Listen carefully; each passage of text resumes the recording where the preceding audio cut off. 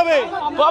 একটা 11 বছরের বাচ্চাকে এভাবে ধর্ষণ করেছে, নিষ্ঠুর ভাবে ধর্ষণ করেছে, তার চোখ খুবলে নিয়েছে, তার জিভ কেটে নিয়েছে, তাকে 4 জন মিলে ধর্ষণ করেছে। আমরা দুজন এভিডেন্সকে ধরে দিয়েছি, তারপরে পুলিশ একজনকে ছেড়ে দিয়েছে।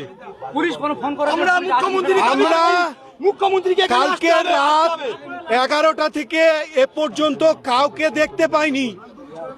ইভেন্ট আধ ঘন্টা আগে পুলিশ এসছে,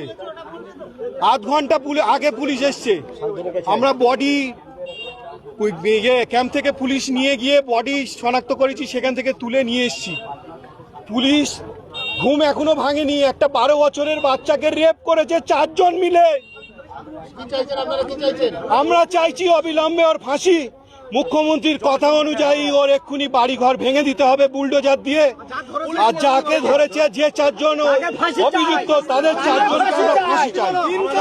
হয় এনকাউন্টার নয় ফাঁসি, হয় এনকাউন্টার নয় ফাঁসি। আমার নাম সাইফুল। আমি বলছি পুলিশ থাকতে কেন শান্তনু সে এখান থেকে আসামিকে নিয়ে চলে যাবে? পুলিশ থাকতে কালকের বিকেল 4:40 থেকে একটা বাচ্চা 12 বছরের বাচ্চা নিখোঁজ ছিল।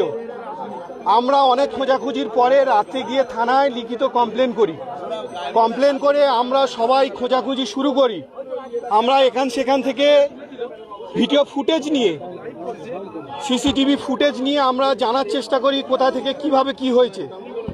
আমরা ওখানে যারা ছিল বা যাদের থেকে আমরা ফুটেজ পেয়েছি, তার থেকে একজন বারুইপুর থানার সিভিক, সে মানে ওই ছেলেটাকে কোনো রকমভাবে চিনতে পেরেছিল। তার থেকে আমরা সোর্স মারফত পুলিশ গিয়ে আমরা তার বাড়িতে যাই। বাড়িতে গিয়ে ওকে তুলে ওখানে নিয়ে গিয়ে তাকে কিছু জেরা করার পরে ফের ও আরেকজনকে নাম বলে, তার সঙ্গে নিয়ে আমরা তাকে গ্রেপ্তার করে পুলিশ আমাদের সঙ্গে যায় একজন ক্যাম্পের। আমরা সবাই মিলে তাকে ধরে নিয়ে থানায় ক্যাম্পে দিই, ঠিক আছে। তারপরে পুলিশ আসেনি, আমরা তাকে নিয়ে অনেক ওখানে কথাবার্তা বলার পরে ও আমাদের কিছু হিন্টস দেয় যে বাচ্চাটাকে এখন বেঁচে আছে। আমরা কাল রাত্রে 12টায় রাত 12টায় আমরা ওকে খাইয়েছি, ঠিক আছে। তখন আমরা শিওর হয়ে যাই যে ও ছিল এর মধ্যে ইনভলভ। তারপরে সে ওই আসামিকে নিয়ে আমাদের প্রথমে রেল লাইন ধরে ঘুরিয়ে নিয়ে চলে যায়, তখনও বলেনি। ফের তারপরে ওখানে গিয়ে জিজ্ঞাসাবাদ করে তারপরে ওকে নিয়ে ঘুরে 2-3 কিলোমিটার বাধার মধ্যে নিয়ে গিয়ে সেখানে রেপ করে 4 জন মিলে রেপ করে তাকে একটা বস্তায় প্লাস্টিকে মুড়ে একটা বস্তায় দিয়ে পুকুরে মেরে ফেলে দিয়েছে তাকে।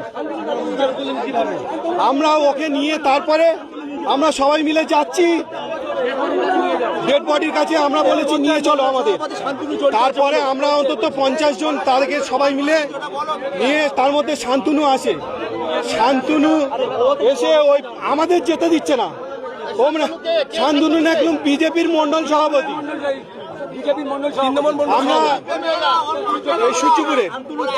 ঠিক আছে, সে কেন আসামিকে এখান থেকে নিয়ে বারুইপুর যাবে?